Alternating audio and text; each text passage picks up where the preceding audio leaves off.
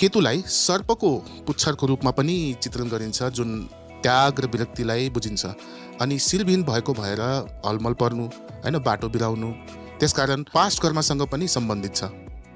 केतुले आजको जीवनमा पास्ट कर्म वा अधुरो पाठ पुरा गर्नुपर्ने स्मरण गराउँछ, जुन शुभ केतुले महसुस गर्न सक्छ।